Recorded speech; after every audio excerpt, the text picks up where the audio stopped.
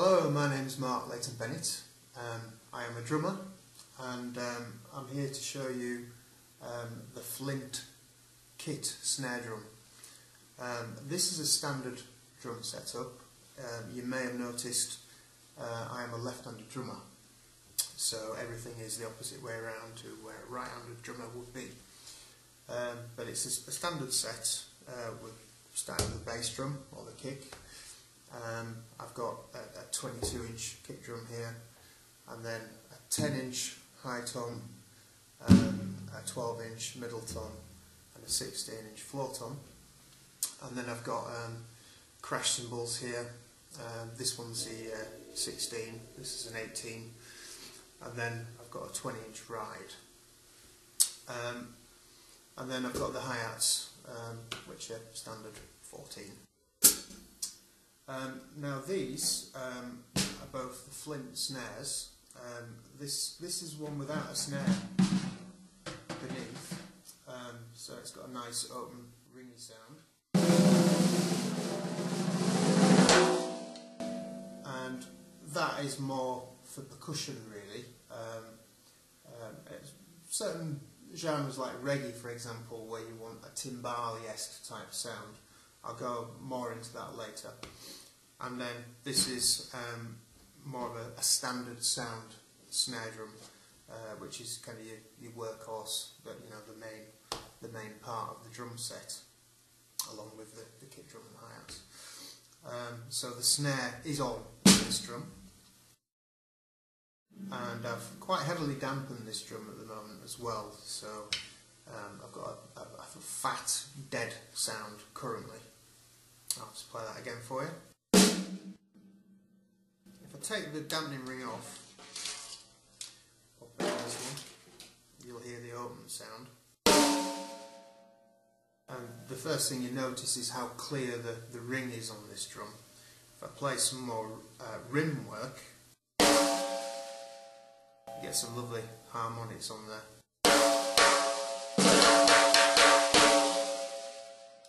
Superb for reggae. I'll just drop the snare off as well so you can hear that cleanly. You can hear it singing, which is really, really nice. A great quality of this drum. It's a very pure tone. Part of the reason being that the top head and the snare head are tuned together at the same time from the single tuning. So it's much easier to get a purer tone, which is incredibly useful in a recording situation, because quite often you would like to tune the drum to a track just to make it sit in a mix. So it's just far easier to... I need a drum key. Has anyone got a drum key? Oh, wait a minute, I've got one in my pocket. Should always have one close by. I'd like to show you the Flint drum key, but I haven't got that on me at this second, so I'll just demonstrate the tuning now.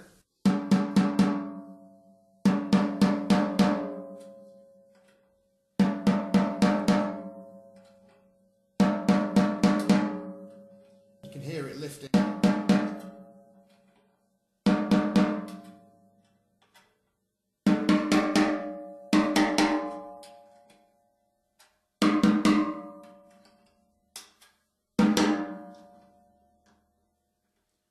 Quite loose.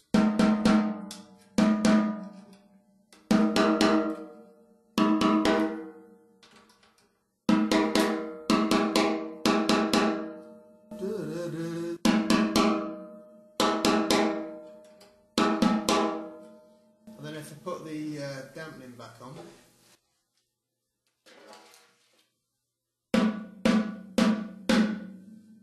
it's a purer pitch.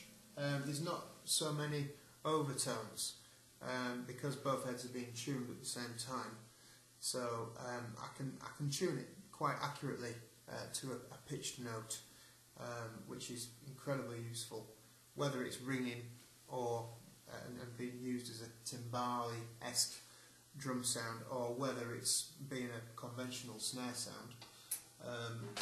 it's just really handy to have that facility where the snare head isn't creating too many harmonic overtones. So yeah, I mean, I've got a little bit of dampening on the snare head, just a bit of gaffer tape, which just keeps it a little bit in control. But if you want, you can have a very nice open sound if you leave the drum undampened, which is fantastic for recording. In a live situation, you tend to want to control the sound and use dampening. It makes the engineer's life a lot easier.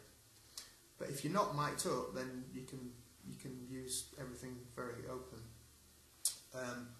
Also, we've got the snare mechanism here, which is really nice. It's just quite easy to get to. I tend to have the snare just slightly loose, but I'll demonstrate.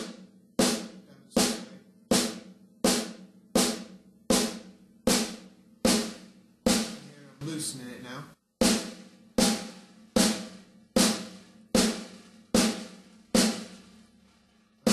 Tighten it up now.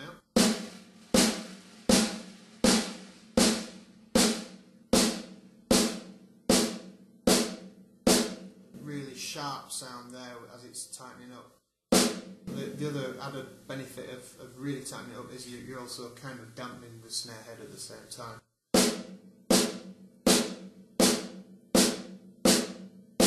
You've got quite a staccato sound, which engineers love.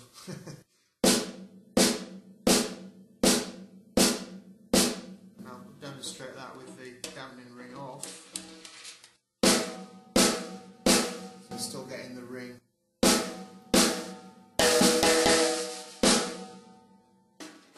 Dampening back on.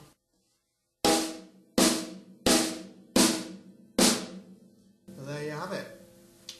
This drum, the snare wire isn't on there, so it's just I would describe it as a timbale type tone.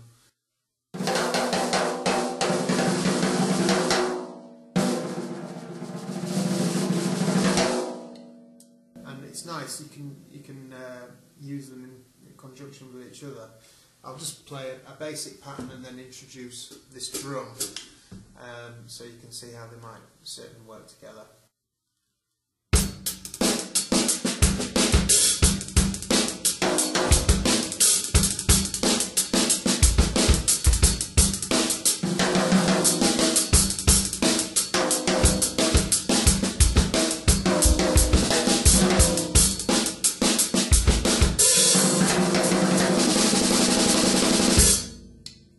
There's an example of them working together.